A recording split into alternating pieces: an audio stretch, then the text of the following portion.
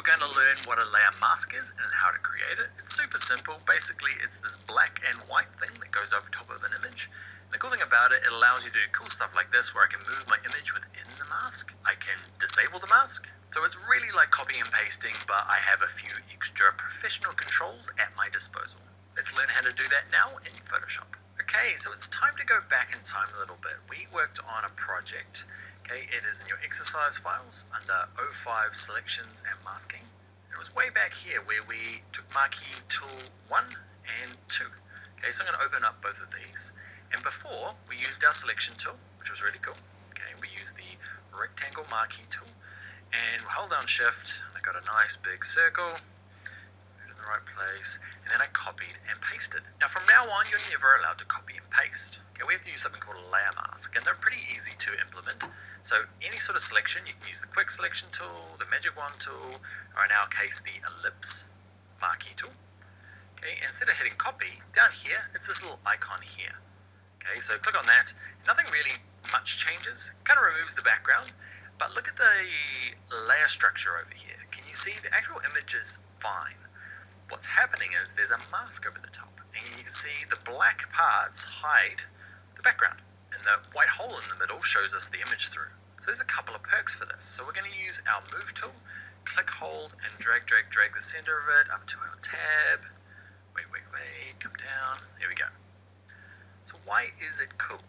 Okay, I'm going to transform this. Remember, Command T on a Mac, Control T on a PC. Okay, and I'm just going to scale it down to get it to where I want. So nothing much is different, okay, from where we did it with just copying and pasting. What ends up happening is, so get the right shape, get it into the spot, hit return to get rid of my transform. What's really nice about it is a couple of things. You can unlink, watch this, see this little chain link here? So it means the image and the mask are actually separate. You can tell that which one you're working on. Can you see the kind of dotted white line that appears when I click on them? So I want to work on the image. Watch this, I grab my move tool, I can move this around within my mask. To get it more aligned, I can work on the mask separately. Okay, so with the mask layer selected, I can move the mask around. Okay, it's not what I want to do, undo. And I'm going to link them back together by clicking that just kind of empty area where the link icon was. So it gets better, so we've done that change, and what we can do is with the mask selected, okay, you'll notice that our properties panel adjusts. And the easiest one to start with is this feather.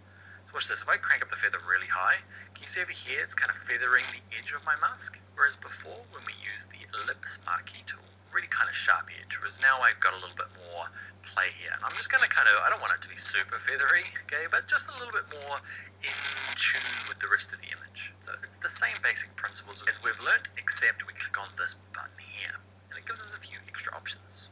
Let's double back to, let's look at the quick selection tool. So I'm going to grab quick select 1 and 2.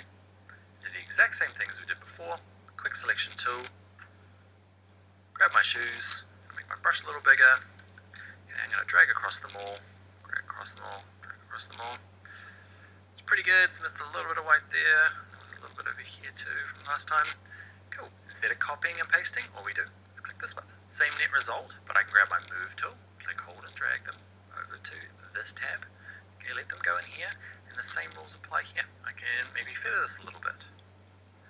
Okay, and as we go through this particular video series where we look at layer masks, we're going to dive into some of the extra special bits where we can tidy up the edges in here using something called select a mask. So that, my friend, is a layer mask. That is considered non-destructive editing, and would be something that I considered absolutely essential for a professional person in Photoshop. It means that I can do a really quick mask for, say, a client, just to get maybe it's for my creative director, and I just want to say, hey, what do you think of this thing real quick? I haven't done a perfect mask, but it's just a super quick one. Then you can go back into later on, and you can do things like right-clicking it and disabling the mask to show the background, okay? Or you can right-click it and enable it. Okay? I can also go back and refine it, maybe playing with feather, and in a future video, we'll look at select and mask. Alright, so let's go now and look at some slightly more advanced layer masks.